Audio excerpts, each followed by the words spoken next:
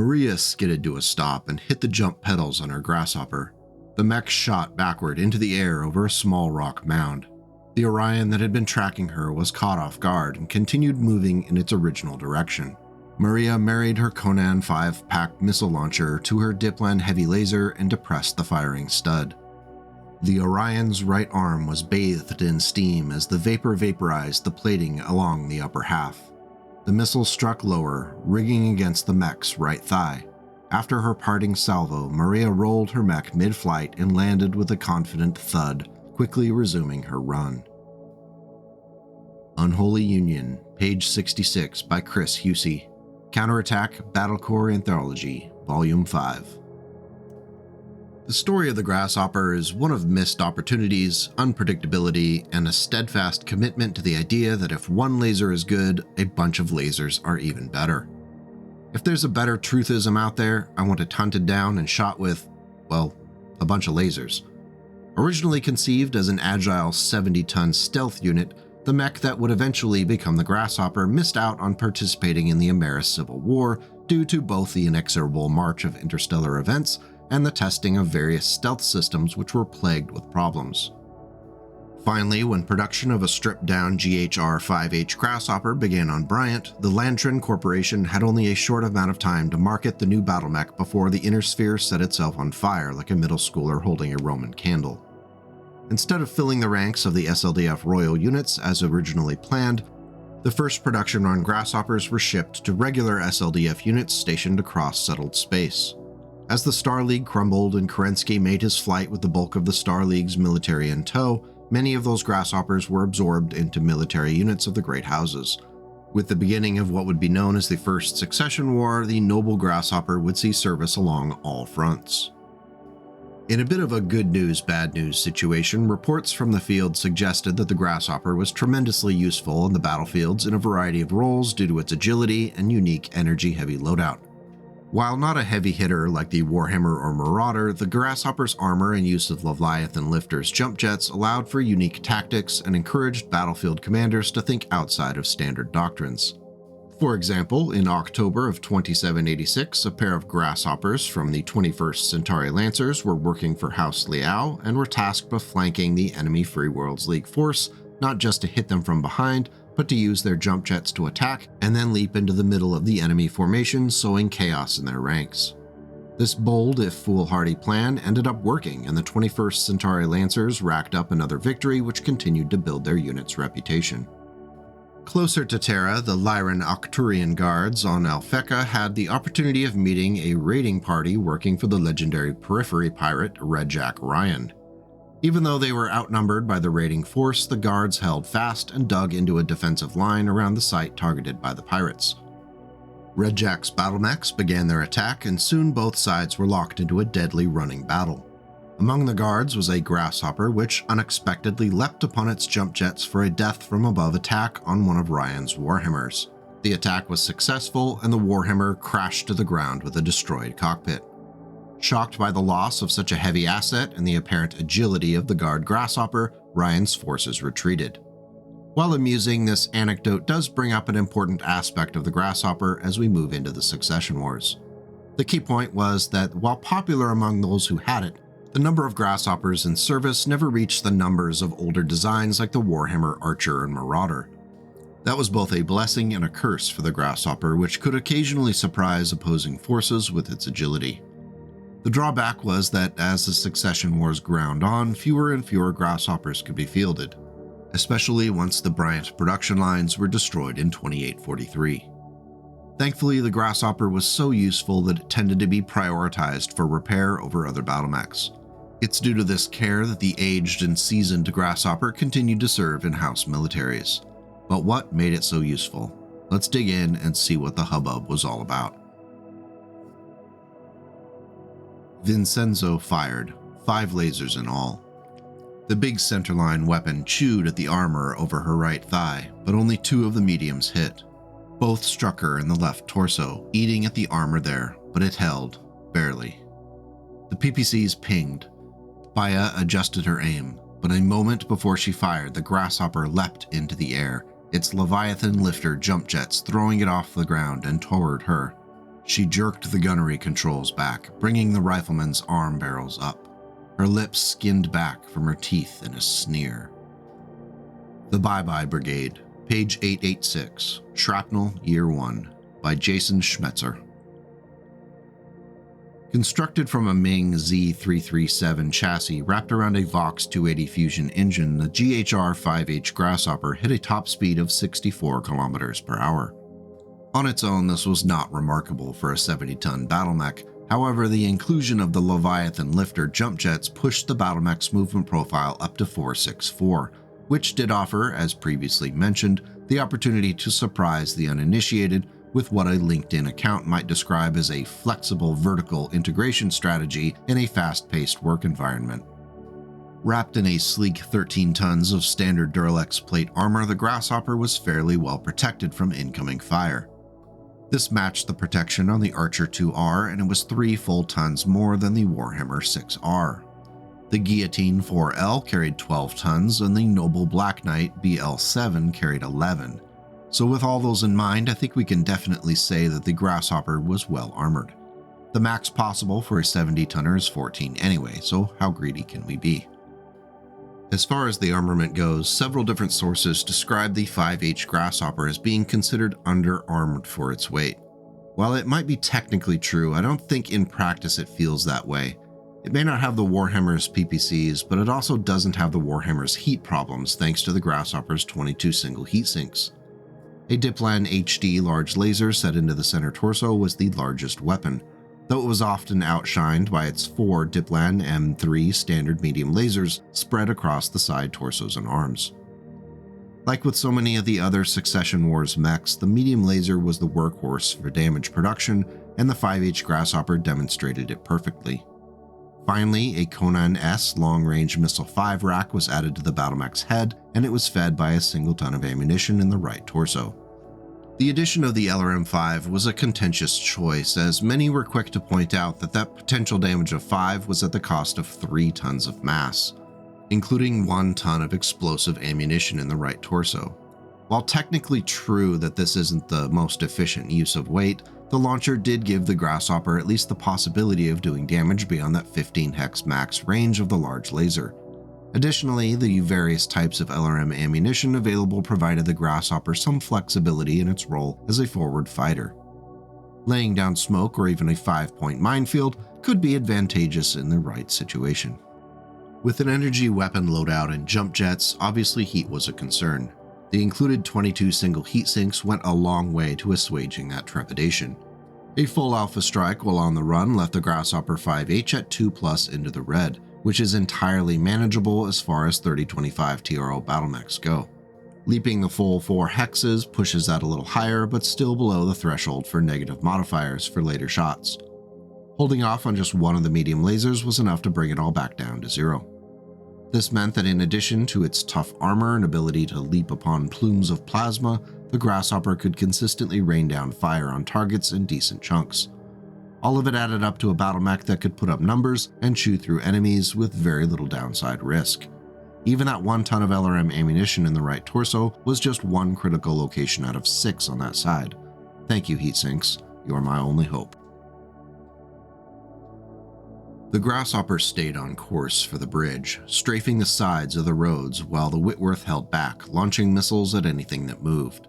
There just weren't enough man-pack weapons to take out the hopper before it could reach the bridge.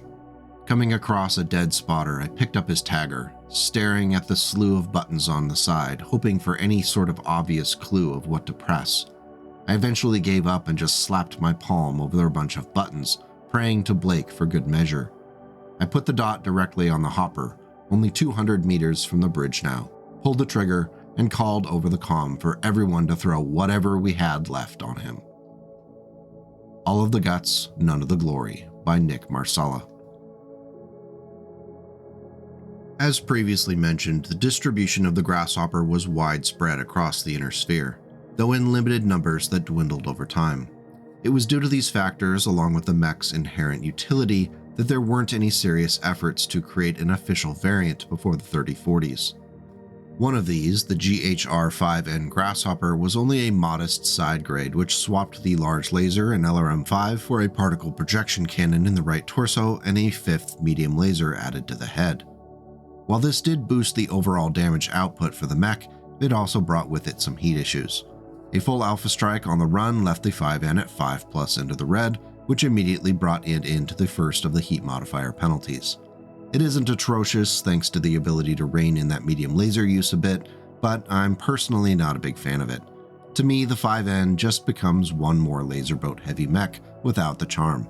Amazing what the difference an LRM-5 can make. In 3049, Colonel Evelina Haskell of the 21st Centauri Lancers sought out a refit for the organization's existing Grasshoppers in hope of updating them for the post-Helm Memory Core universe.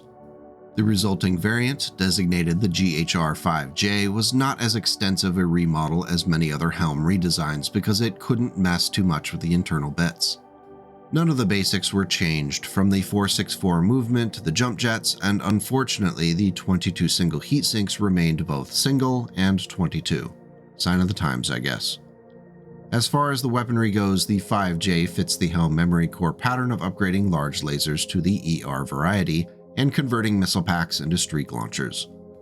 Two of the standard medium lasers remained, split between the left and right arms, but the LRM-5 was swapped out for a streak SRM-2, which reduced the mech's ability to project power but slightly boosted its short-range impact.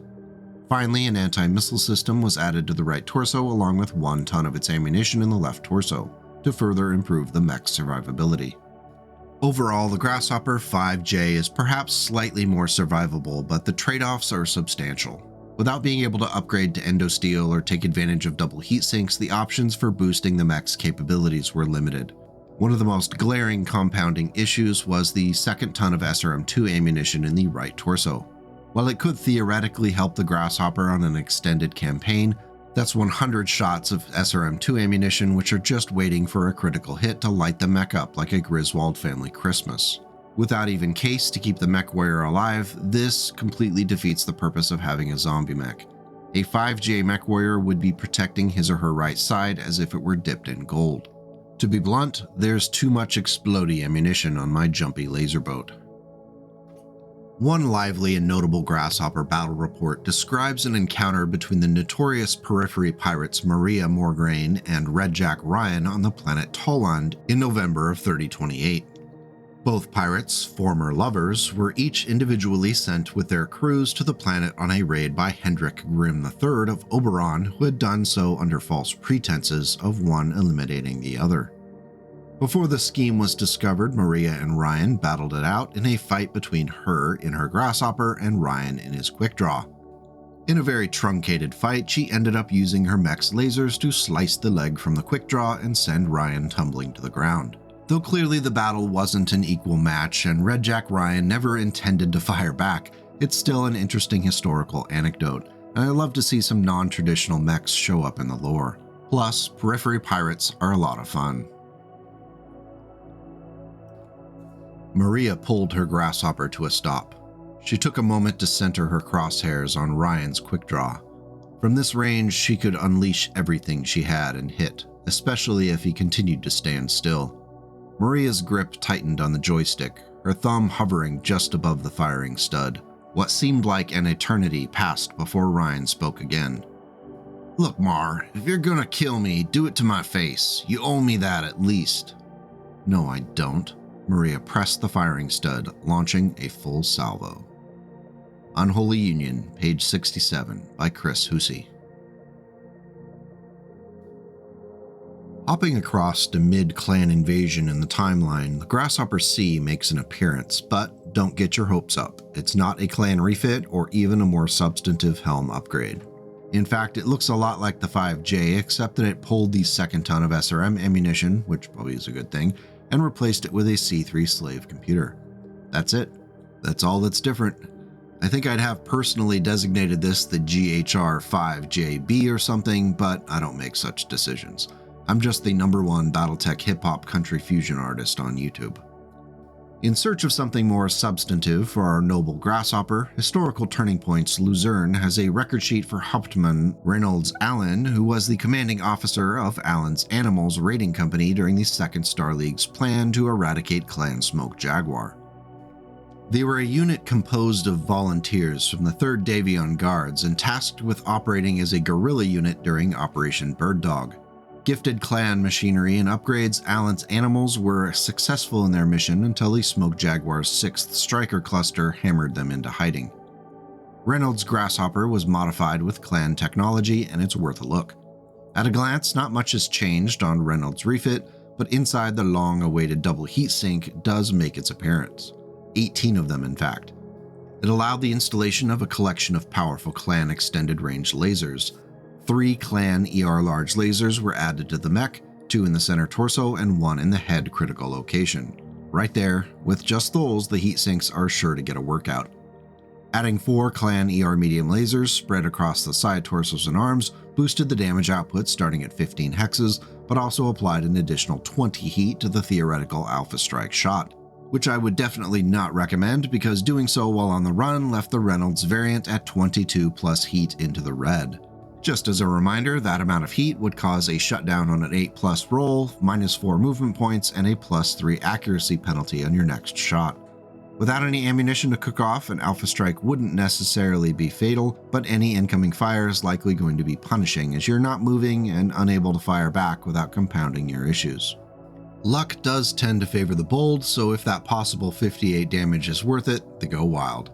Overall, the Reynolds fit for the Grasshopper hints at what could have been with a clan tech refit, though like with my previous criticism of an earlier variant, it seems to lack a little heart without at least a modest missile launcher. Alpha Leader, now would be a good time for you to show up with that fire support, he said to Jord over his neurohelmet mic. Out of the corner of his eye, through his cockpit view screen, he finally saw Jord's Centurion. It was not alone. Another mech was shooting at it, a Grasshopper, cutting it to shreds with its deadly array of medium lasers. Jord was too far away for Harri to give him any help. Besides, he would have signaled if his comm system was still online. Harri saw his choice. With not much time to make it, he could attempt to flee, but there was too much enemy activity in the area to hope to get out. He could try and link up with Jord, but the distance was too far for him to hope to arrive in time. By Blood Betrayed, page 69, by Blaine Lee Pardoe. By Blood Betrayed, page 69, by Blaine Lee Pardoe. Hopping down the timeline to 3064, the Grasshopper 6K ended up being the first substantial upgrade to the platform. Lexitech Industries on Hun Ho went back to the drawing board with a completely new endosteel frame, but didn't go too far with the XL engine. Congratulations on showing a shred of restraint. The mech's armor wasn't touched, but luckily, finally, the heatsinks were upgraded to the double variety, 17 of them to be specific.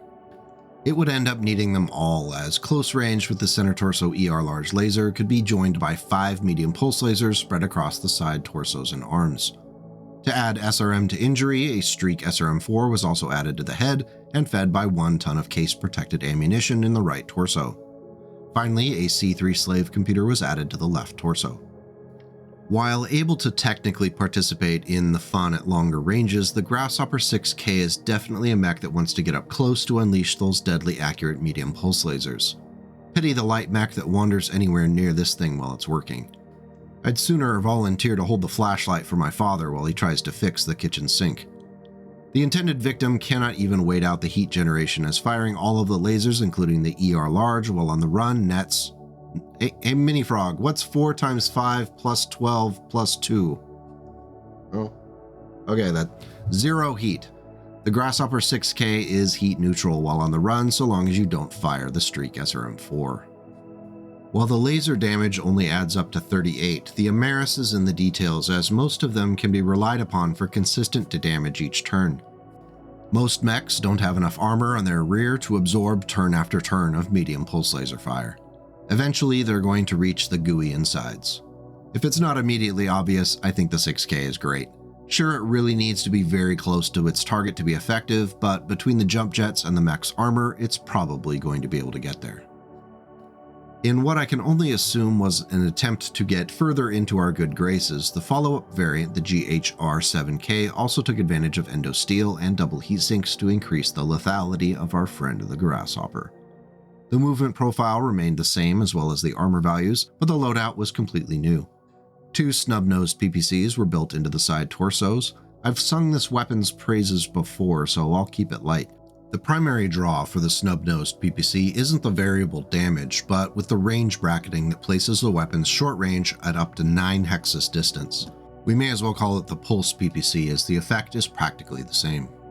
Backing them up was a pair of light PPCs placed into the left arm, which are really just super long-range medium lasers, doing 5 damage apiece out to 18 hexes.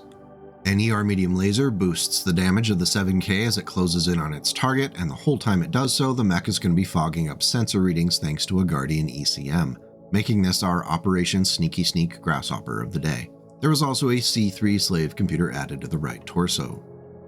The 16 double heat sinks are stellar for general purpose mech use, as the full alpha strike while on the run only added up to 5+ into the red. Laying off the ER medium laser or one of the light PPCs in all but the most perfect of circumstances prevents that inconvenient -1 movement penalty.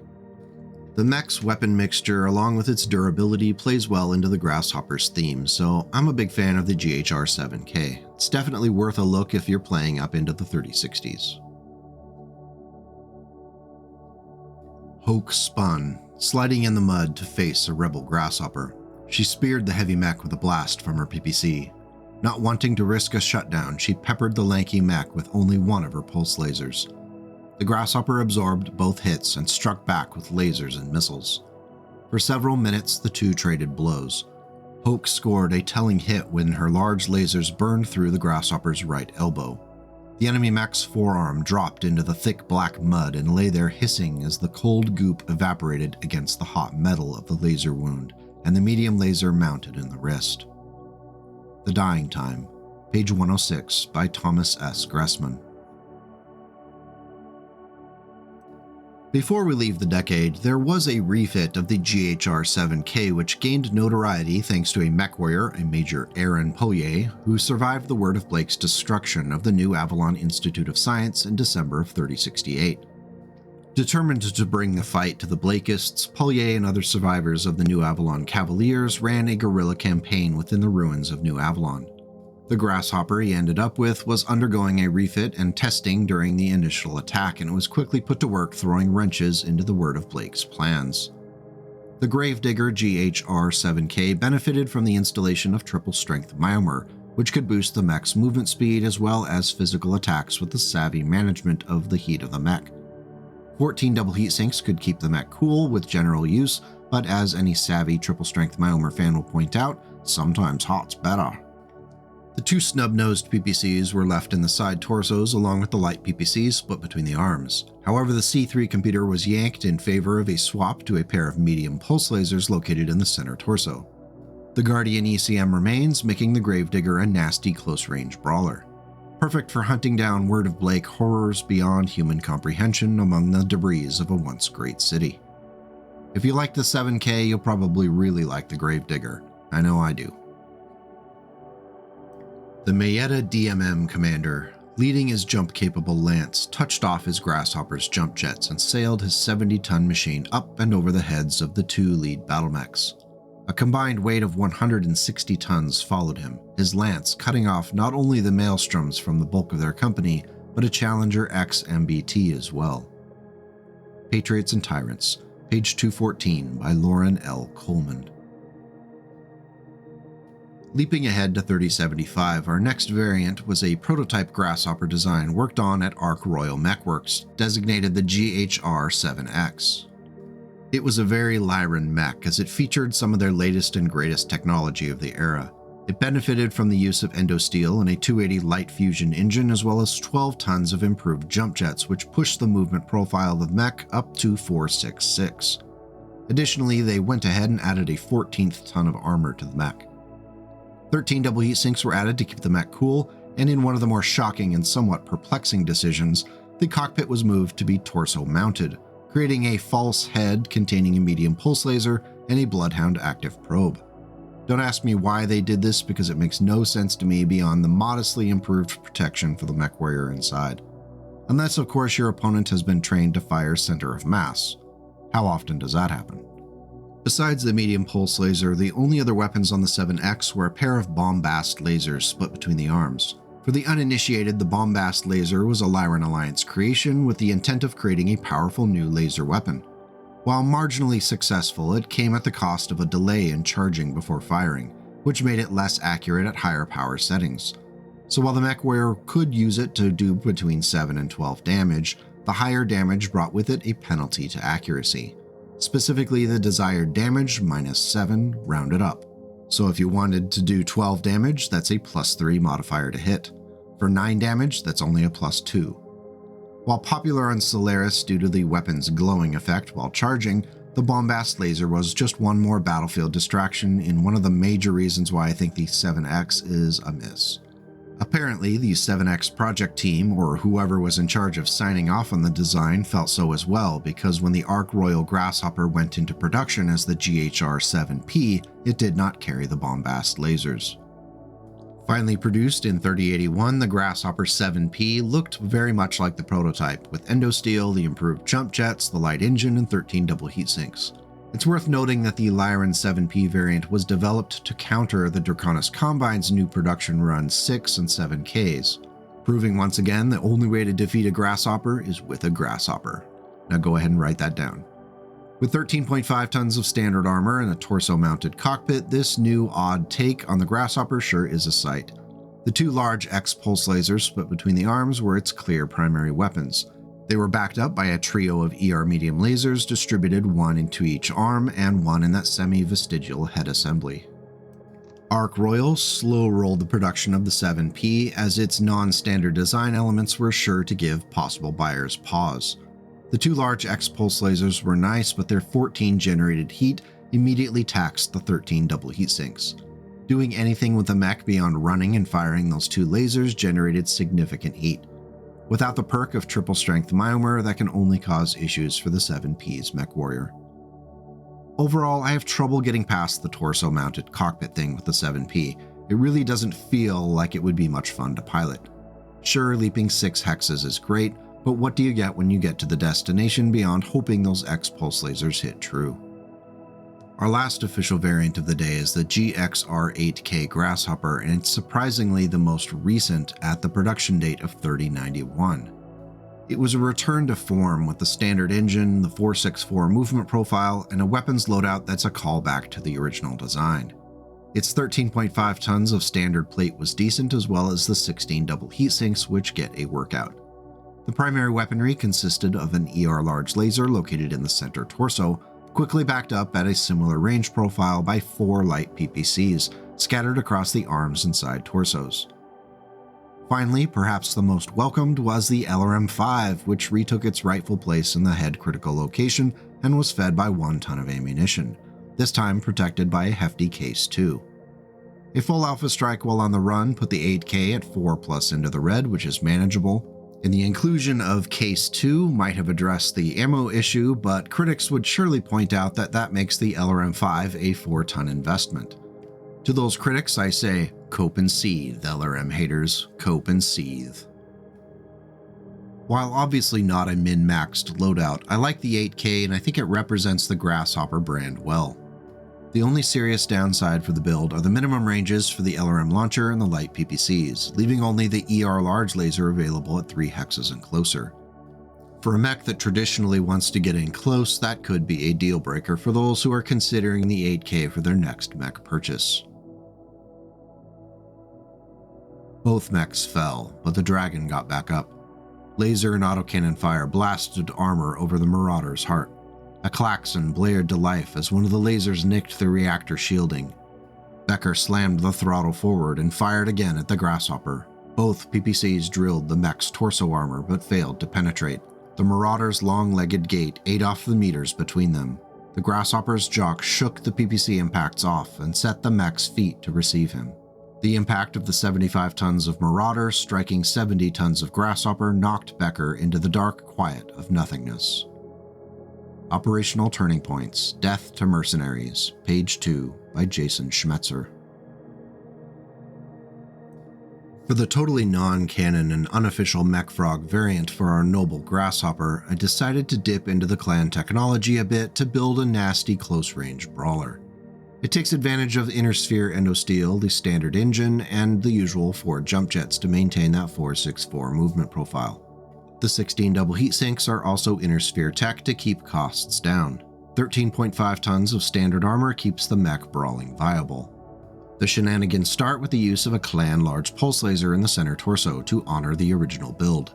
That hefty hitter is then backed up, starting at 15 hexes with 2 snub-nosed PPCs split between the left and right arms.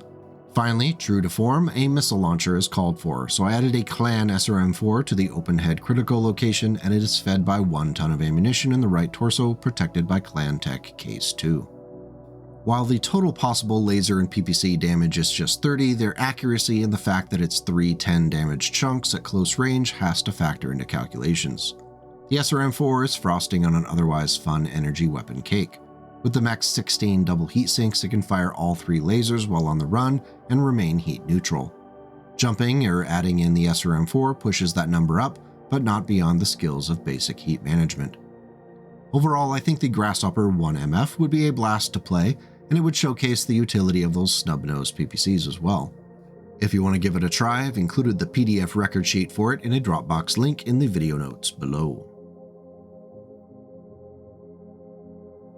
So why do we love the Grasshopper? It's one of those classic 30-25 battle mechs which departs from the trend of just slapping a bunch of weapons on a mech and sending it out to slowly trudge toward its target spewing death.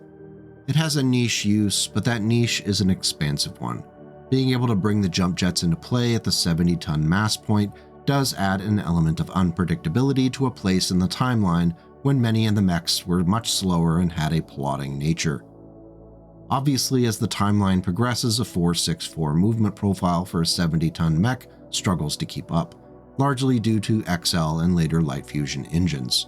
But the zombie nature of the original Grasshopper, and even many of its later variants, keeps the mech's charm and utility strong. It's the battle mech you can choose, which will be hard to put down. I'm curious what you think about the Grasshopper in all of its forms. Do you think the later variants do the battle mech justice, or is there room to grow with an official IlClan era variant? Let me know in the comments below and we can hash it all out. With that, I'll say thank you for sticking around this long and listening to me blather. It's so much fun digging through all this lore and compiling what is really just a fancy book report for you each week. Another big thanks to the Mechfrog Discord server community for always having such well-painted mechs to share for the upcoming week's video. If you'd like to join, I'm going to add the server's link to the video notes below. Come hang out, it's mostly painless. Mostly. If you thought the video was worthwhile, hitting that like or subscribe button lets YouTube's algorithm know that it's worth sharing with others, and you're much more likely to see my nonsense in the future. If you want to go one step further, supporting the channel through Ko-fi or becoming a YouTube member keeps the nonsense flowing. For all those who have already taken that step, thank you from the bottom of my heart. It means so much to me that you've placed your trust in me to keep improving as a content creator. With that, I'll say have a great week. Please go out and make the world a slightly better place today and tomorrow.